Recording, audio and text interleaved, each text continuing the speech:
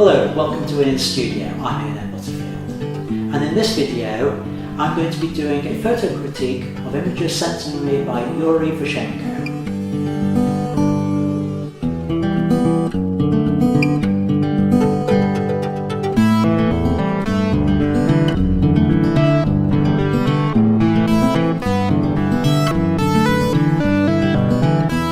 Hello, this is my first video critique of photographs for the video stream.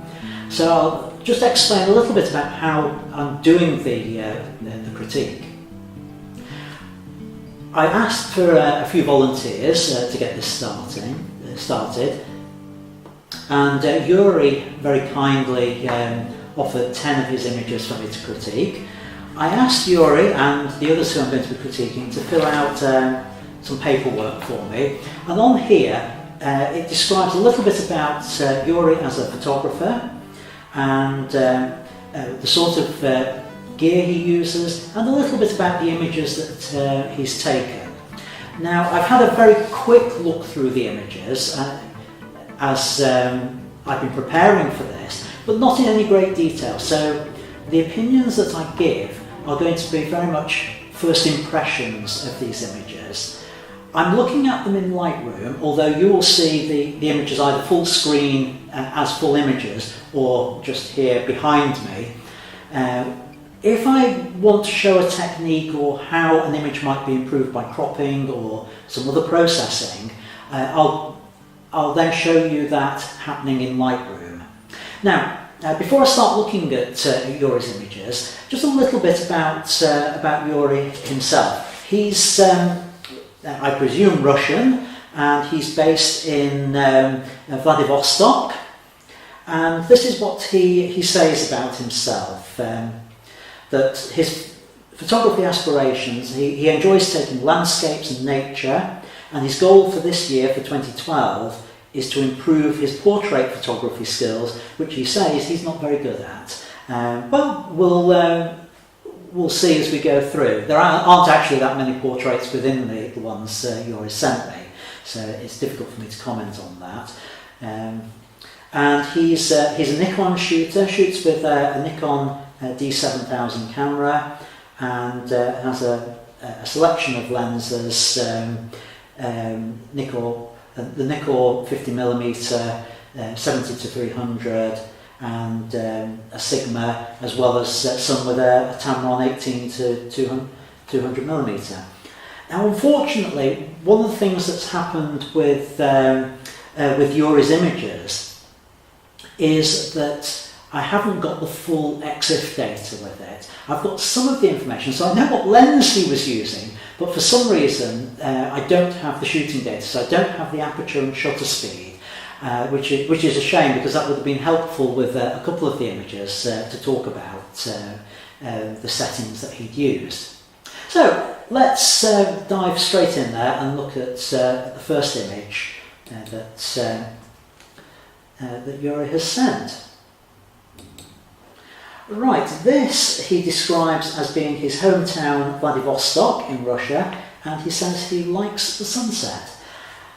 Well, Yuri, it's an interesting image to start with. This is going to sound a little bit harsh, but it's a nice sunset, but unfortunately I don't think there's that much of interest actually within the image for the viewer. Yes, we've got a little bit of tree in the foreground, but overall the image doesn't have that much interest to somebody who wasn't there. And one of the important things about photographs is to learn to be objective, so that somebody who doesn't know the image, doesn't know the scene, can gain something from it. Having said that, I think there are some possibilities with this image and things that can be done to it to make it into a better image. So I'm going to dive into Lightroom with this one, and in the develop module, and just to show you a few possible changes. The first thing I would change on it is very much the crop for this image. So I'm going to select the crop tool, and I just bring down the top just slightly and bring up the bottom a little bit, and left in a fraction to about there. I'm pondering bringing in a little bit on that side as well and balance that back. What I'm trying to do here is I'm trying to use the rule of thirds to try and just improve the composition a little bit. I mean, you're more or less on the rule of thirds anyway, but I wanted to put the sun on the rule of thirds line, which we can see down here, and the horizon also on that line. By coming in a little bit tighter, it means the sun in the sunset appears a little bit larger in the image. Now, what a lot of sunset images, when they're taken, they're taken with big telephoto lenses, so you can come in really close to see the sun, and it appears very large on the image. So just accept that as a crop. Now, the next thing I would do with this image would be to actually play around with the colour balance. One of the things that I suspect has happened here is you've probably had the camera on auto white balance, and the camera then will tries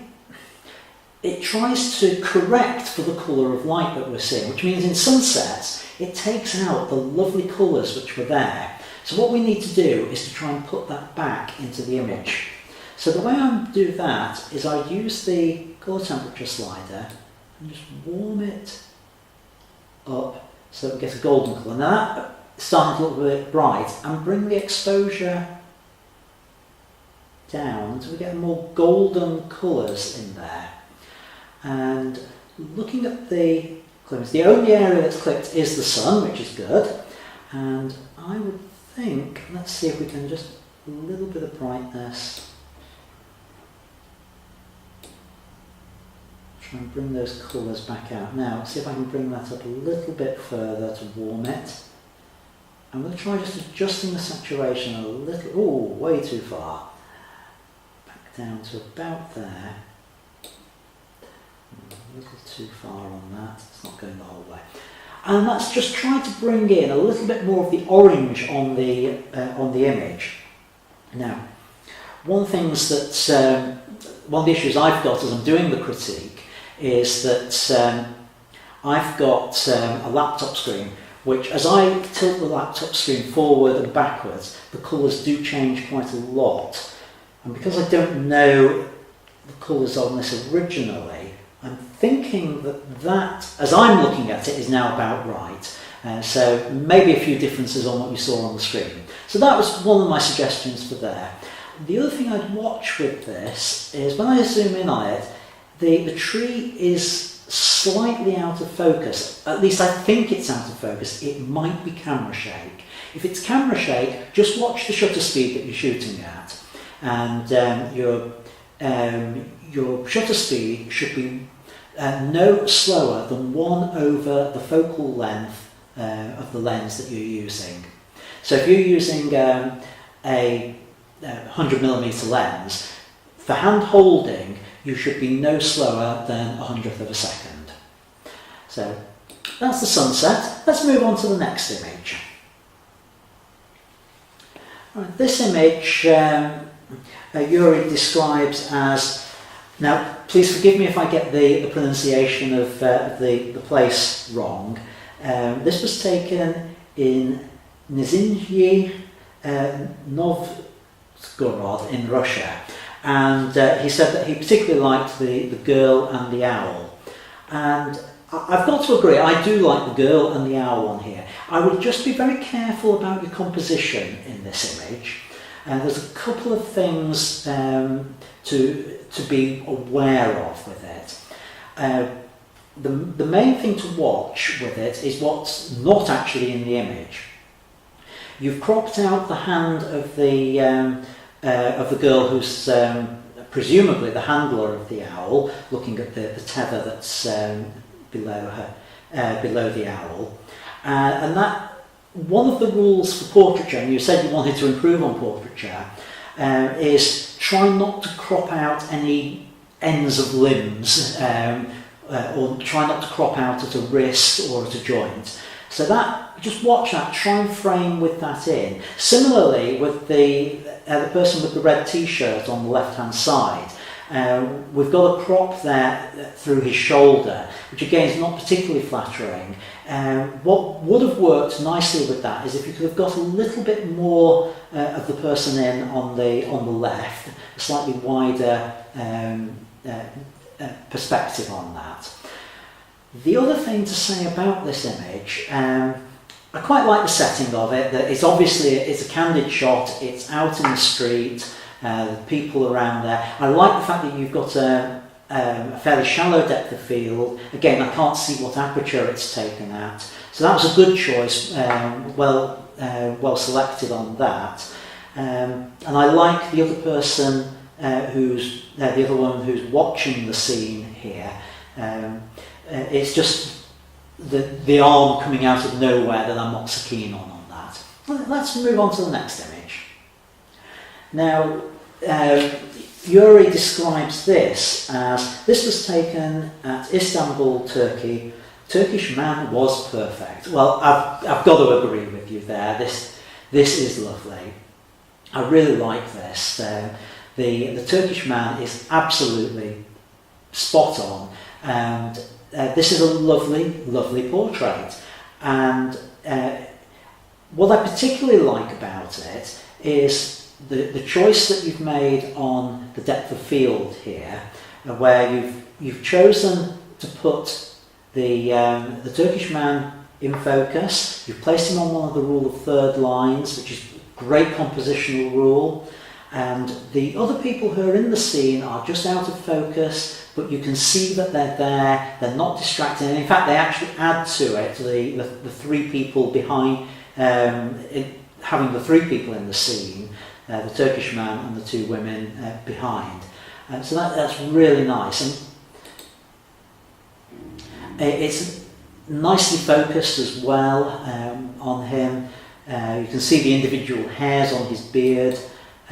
So that is a really lovely image, and I like the way you've used the foreground with this image of the plants, the green plants in front of him, and the green plants behind, making it look as though he's just popping up out of the foliage. Goes to make a really lovely image.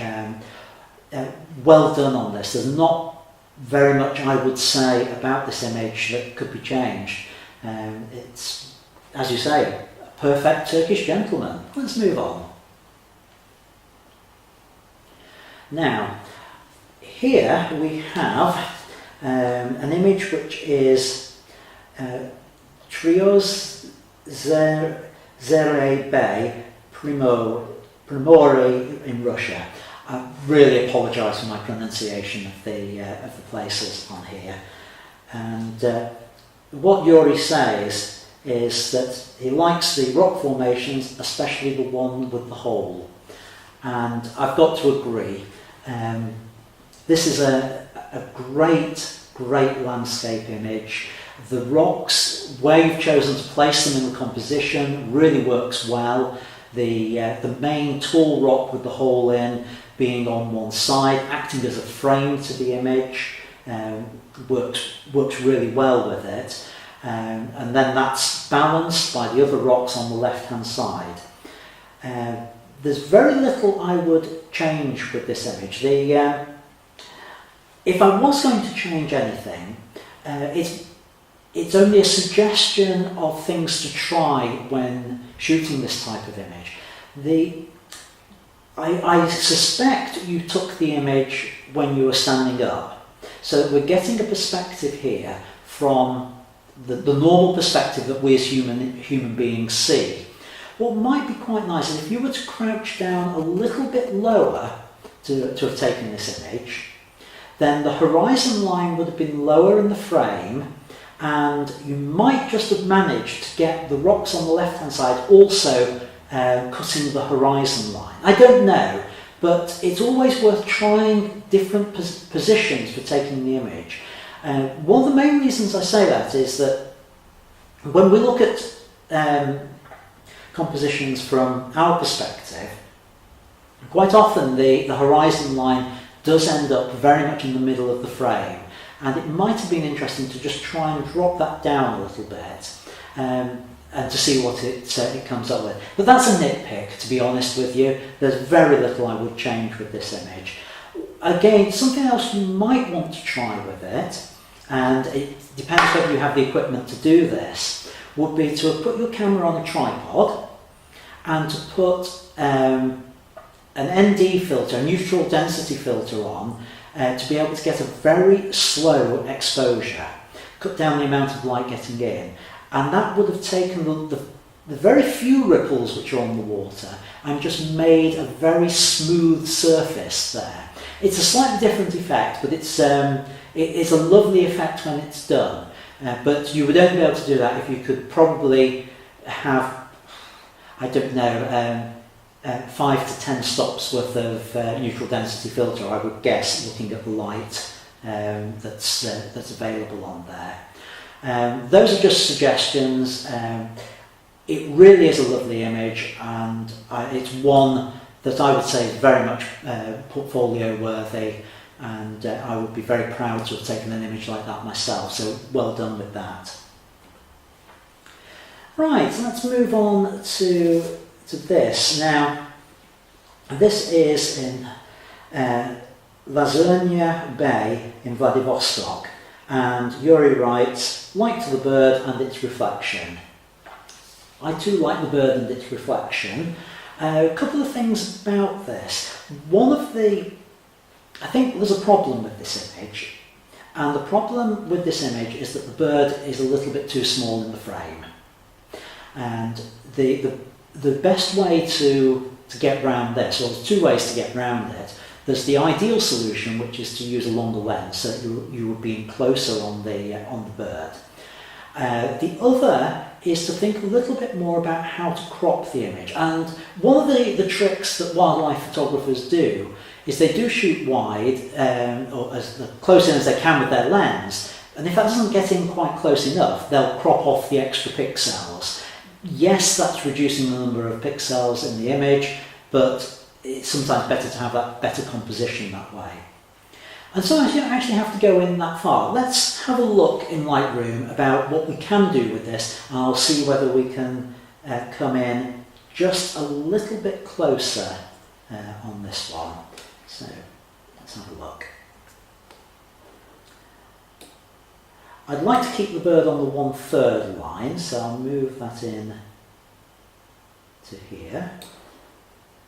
I'm thinking about bringing the top down on it to actually put the bird.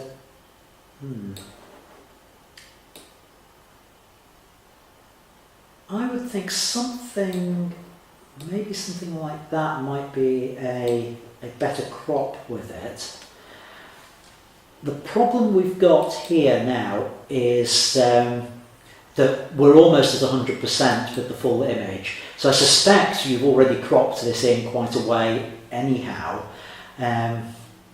So I think the answer with this kind of image is you're really looking for a longer lens for it. The other thing to watch with it is I can see from the shadow here that the sun was very high in the sky when it was taken.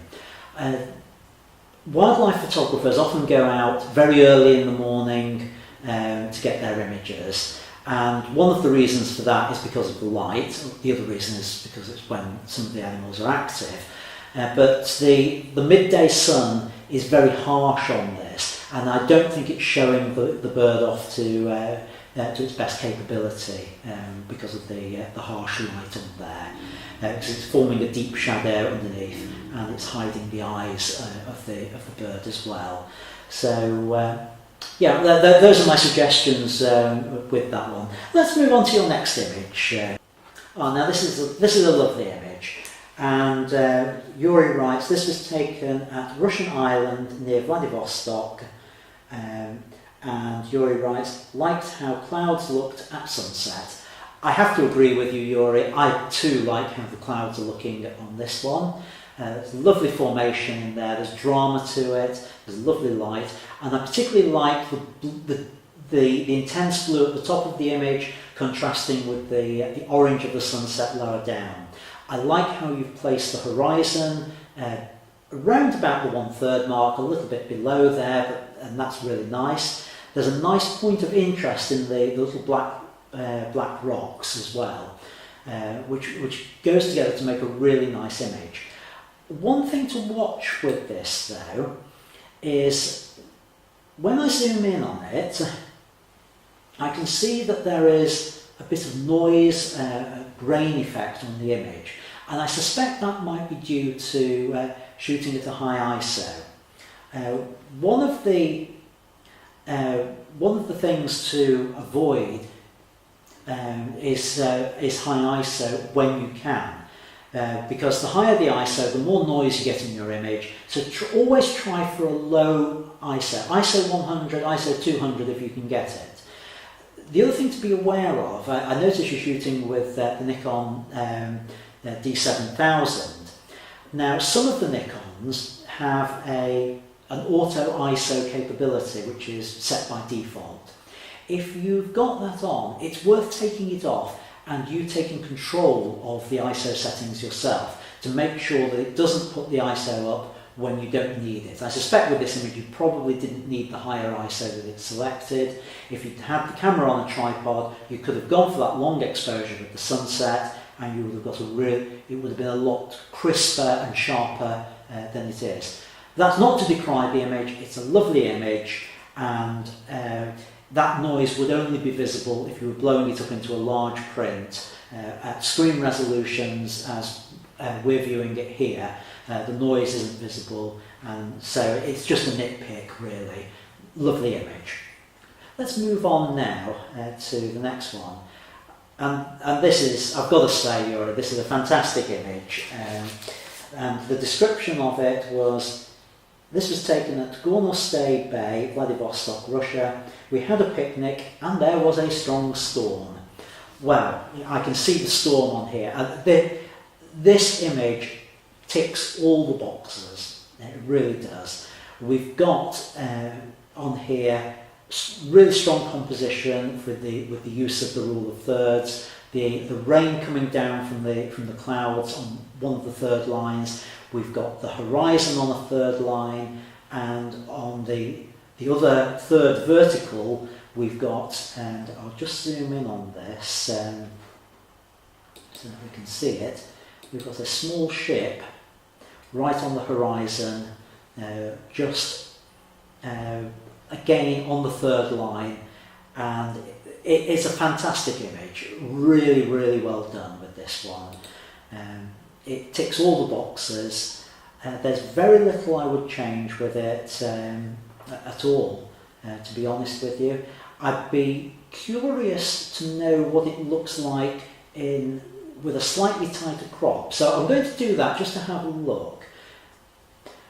So I select R in Lightroom, and I suspect if we were to bring down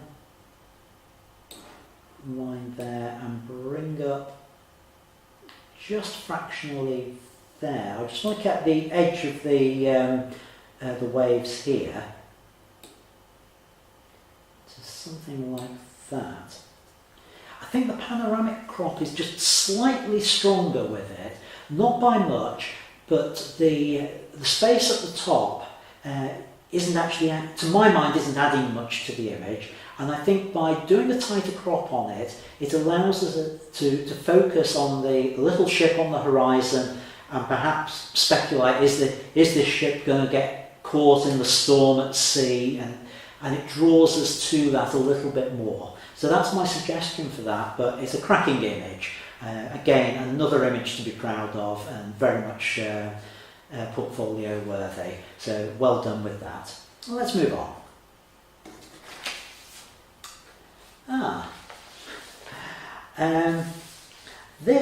The description on this is I'm sorry, I'm just having to apologise for the names. Asta Feiva Bay, Vitiaz Primorye, Russia. It says the wife bear waited for her husband, who was fishing to get some food for their children.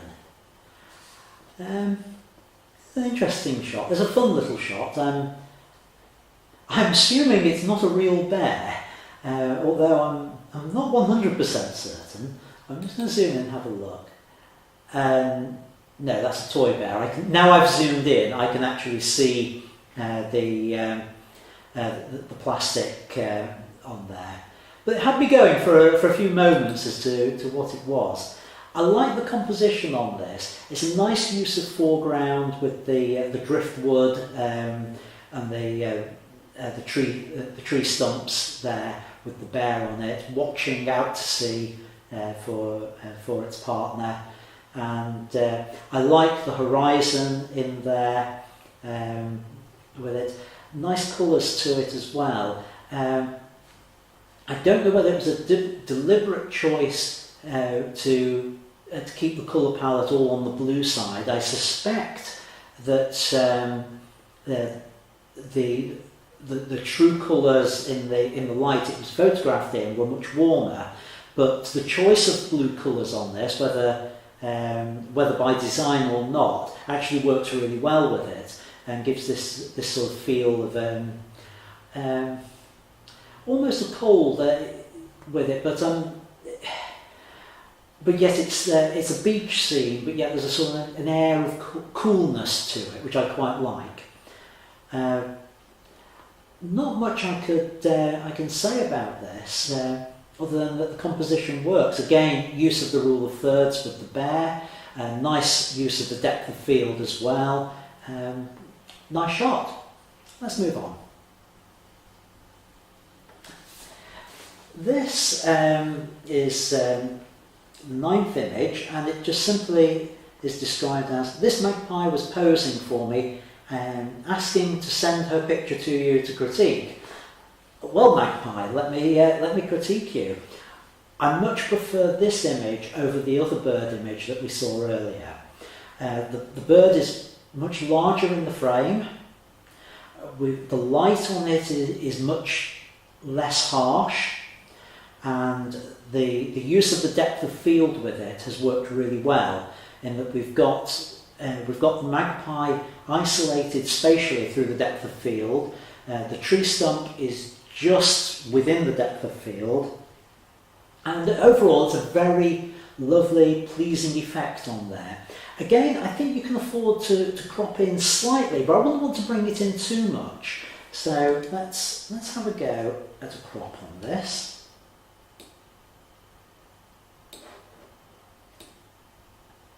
I would probably,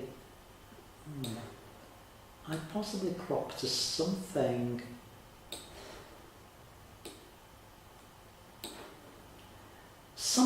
like that, which makes the bird much larger in the frame. I'll tell you one of the things I really like about this image, and you've handled it really well here, is we've got this little catchlight in the magpie's eye, and this image is much sharper than some of the others. So lovely image, lovely magpie, and again another one to be proud of. So well done with that. Right, let's look at the final image from Yuri.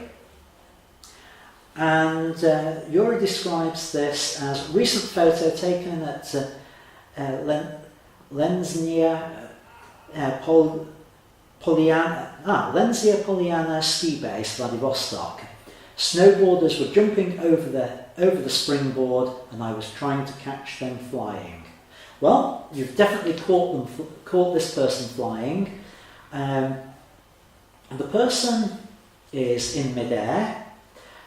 I can tell from the fact that the snow is absolutely frozen that you're correctly using a fast shutter speed on here. We've got just a hint of motion blur on the very end of the ski board, which is fine. Which just gives that sense of movement. And I really like the snow dropping off here, because it gives that real sense of movement to it. It's like the speed lines in a cartoon behind a moving person. You just get the feel for where the person is coming from. This is one occasion where I think positioning the subject in the centre actually does work. And I think your choice of framing with the trees on either side has worked really well to give the image a context of where it is. Lovely blue sky behind, nice clear sky, it's lovely and crisp, like that. There's a couple of things which would have probably made a different image here, rather than not necessarily a better image, but something to try. The first one comes with a warning, and that is the use of fill-in flash with this. Either an on-camera flash or an off-camera flash, just to add a little bit of light to the ski border as they come out. Because they're going over a jump, you know where they're going to be, so it'd be quite possible to set up a light and aim it at that position, just to fill in a little bit of the detail. That they're almost a silhouette, but not quite. And I think I'd like to have seen either a little bit more towards the silhouette or just a little bit more light on them. So consider doing that for future. It's a bit of a nitpick. Don't get me wrong, I'm not decrying the image. It's just a suggestion of something you might want to try in the future with it. The alternative would be, as I said, go for more of a silhouette, which would mean perhaps using the exposure compensation to underexpose a little bit, which would have made the sky a deeper blue, and it would be more of an outline for the ski border silhouette rather than the full image. So perhaps try that sort of approach with that type of shot in the future. So that brings me to the end of Yuri's images, and just to try and summarise the full set. What we've got here is 10 images which, in my opinion, are a bit of a mixed bag in terms of what they are. Yuri, you've got some really cracking images in here. That approaching storm, the Turkish man, the stones on the lake with the hole in there, the sunset and clouds, and the ski border are really, really good images. The magpie is nice, but I don't think it rates quite as high as the others. There's a couple of images which let down the selection. One is the bird on the beach. The other, particularly the owl one, unfortunately, because of the crops on there. The sunset one, that very first sunset with the tree branches, is a nice image, but it does need that extra work to it to take it to the level that it needs to be. One thing to be aware of when you present a portfolio of images, a portfolio is only as good as the weakest image that's in there. So if there's any doubt about an image, jettison the weak ones and just put a small selection together of the real best images. I've really enjoyed looking at your photos, and I'm going to have a look at your images online as well. Now, Yuri's got a website on Picasso Web, and that's picassoweb.google.com/Yuri Vashchenko, and I'll put the URL in the notes for this video cast, and I'll put it on the screen as well, so that people can go there. So do take a look at Yuri's other work. Some nice images here, and I'd be really interested to see how you get on during the year with your portraiture work, Yuri. Thanks for submitting the images to me. I've really enjoyed having a look at them. So with that, I'll wrap up this video cast, and thank you, Yuri, and thank you for watching. Bye. This has been an in-studio video presentation by Ian M. Butterfield. All content and photographs are copyright their creators and may not be reproduced without prior permission. For more information including how to subscribe to this and other videos, please visit www.ians-studio.co.uk/videos. Thank you.